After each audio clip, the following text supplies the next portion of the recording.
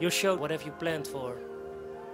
The usual kind of mix of reggaeton and trap with some Polish folk music.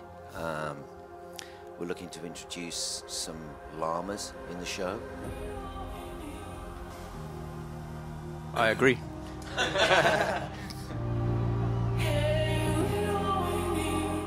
Around 2000, when we started Above and Beyond, dance music was really high up in the charts in the UK, and there was a lot of really massive, you know, festivals and raves. And then quite soon after that, maybe 2002, 2003, things went really underground. So we were never really part of the sort of first wave of the big electronic music. But what we've then seen is this sort of real growth back from the underground, sort of almost full circle, where right now I feel like electronic music is again like really the muster of party music in the UK and around the world, really.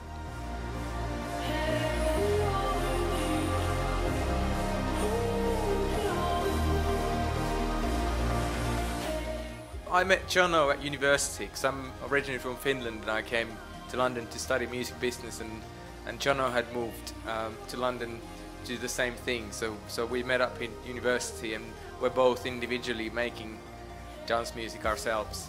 And you know, fast forward a few weeks, we were in the studio together remixing a track called Home from a band called Chakra, and I don't know, like we really haven't looked back since. I think that first remix that we did together was the first thing we did as Above and Beyond. It went straight to the #1 on the UK club charts, and straight after we started getting quite a lot of requests for remixes, and that's really how Above and Beyond was born.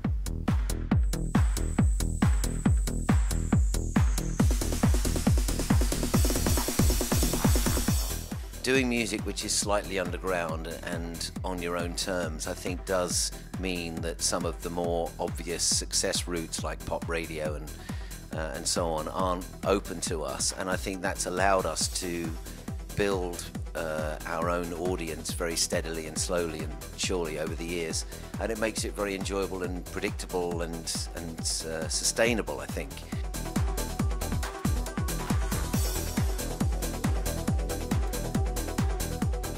Well, we really started Anjunabeats, our label, as a means to release our own music on vinyl. That was really the birth of Anjunabeats, but very, very, very soon after that, we got sent some incredible music from people that we wanted to release, and so already in the first 10 Anjunabeats releases, we had guys like Super Ed and Tab and Oliver Smith on board on the label, and yeah, very soon after that, we found ourselves just releasing more and more records, and now having been releasing records for 15 years, it's quite amazing to see how it's grown, and not only in the number of these artists that we have on the label, but also the fans of the label. I lost all the riches, the diamonds in the mine. It turns out that this was the best thing to ever happen to me.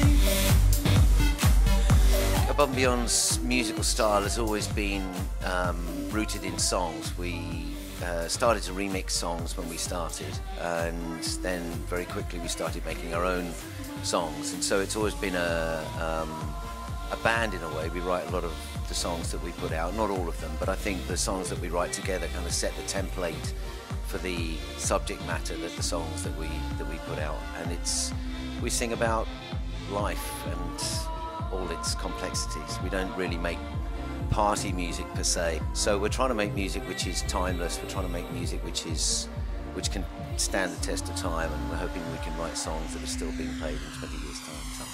Songs that have, you know, they play with that wonderful border between sadness and happiness, and I think that's the real sort of soul of the Above and Beyond music.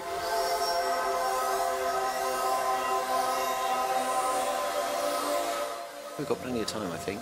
Have we got other interviews we need to do? I have no idea. Okay. Get as much as you want. Yeah, one more. We generally write songs first on piano or guitar or to a musical backing track that's been written. and then we think about producing the song in the best possible way for the album. We're trying to make, for the most part, records that we can play in our set. So even if the record that appears on the album is not four to the floor club worthy yet, the idea is that the song can be remixed into that form at some point in the future.